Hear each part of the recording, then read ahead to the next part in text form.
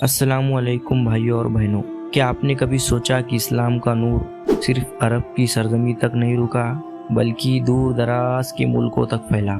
आज हम बात करेंगे एक ऐसे ही शख्स की जिन्होंने अपने वतन को छोड़ा, जंगल बियाबान पार किए सिर्फ हक की तलाश में। ये कहानी है हज़रत सलमान फारसी की, एक मुसाफिर जिसने ईरान की धरती से मदीने की गलियों तक का सफ़र तय किया। उनके दिल में एक सवाल था, हकीकत क्या है, और उस सवाल ने उन्हें रसूलुल्लाह अलैहि वसल्लम की बारगाह तक पहुंचा दिया। तो चलिए इस अनसुने सफ़र को शुरू करते हैं। सब्सक्राइब करना ना भूलें।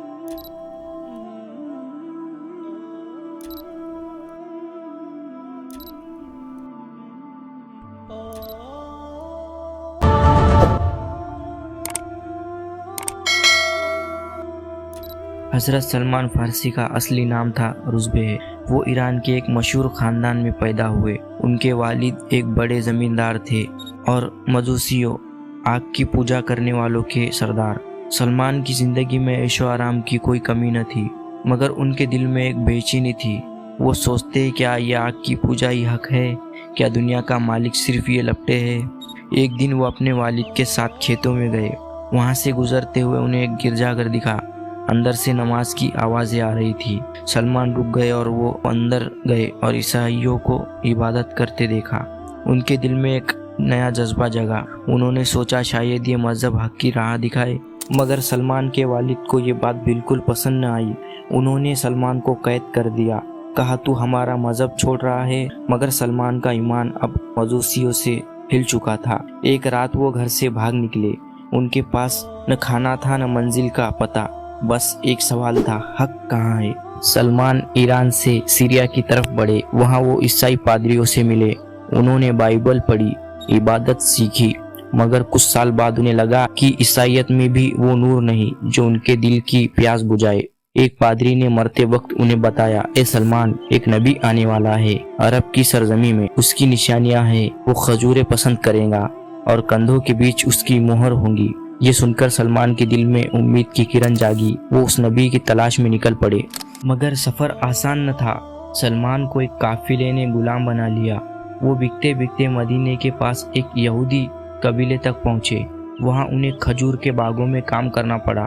सख्त मेहनत, गर्मी की तपिश और गुलामी की जंजीरें, मगर सलमान ने हौसला न हारा। वो हर रात सोचते, क्या यही वो सरजमी है जहाँ वो नबी आएगा? एक दिन मदीने में हलचल हुई। लोग कह रहे थे, एक नबी आया है जिसका नाम मोहम्मद है। सलमान फारसी ने सुना तो उनके दिल की धड़कन तेज हो गई। वो अपने मालिक से इजाज़त लेकर रसूलुल्लाह को देखने गए। रसूलुल्लाह मस्जिद में साहबा के साथ बैठे थे। सलमान फारसी ने उन्हें खजूरें भेंट की। रसूलुल्लाह ने खजूरें ली और साहबा को बांट दी। सलमान फारसी ने सोचा, ये तो पहली निशानी पूरी हुई। दूसरे दिन सलमान फिर आए। इस बार वो रसूलुल्लाह के पीछे गए और उनकी कमीज को गौर से देखा। वहाँ कंधों के बीच मुहरे नबूवत दिखी, एक चमकता हुआ निशान। सलमान की आंखों में आंसू आ गए। वो रसूलुल्लाह अलैहि वसल्लम के कदमों में गिर पड़े और बोले, ए अल्लाह के रसूल सल्लल्लाहु अलैहि वसल्लम, मैं आपको तलाशता हुआ यहाँ तक आया हूँ। रसूलुल्लाह ने उन्हें गले लगाया और कहा, ए सलमान, तुम फारस से आए हो, मगर अब तुम हमारे भाई हो। उस दिन सलमान फारसी ने इस्लाम कबूल किया। उनकी गुलामी से आज़ादी भी रसूलुल्लाह ने अपने पैसों से करवाई। भाइयों, सलमान फारसी की ये दास्तां सिर्फ एक शख्स की कहानी नहीं है। ये उस जज्बे की मिसाल है जो हक की तलाश में दुनिया की हर तकलीफ़ को कबूल कर लेता है। वो ईरान से मदीने तक आए, गुलामी झेली, मगर अपने मकसद से न डिगे।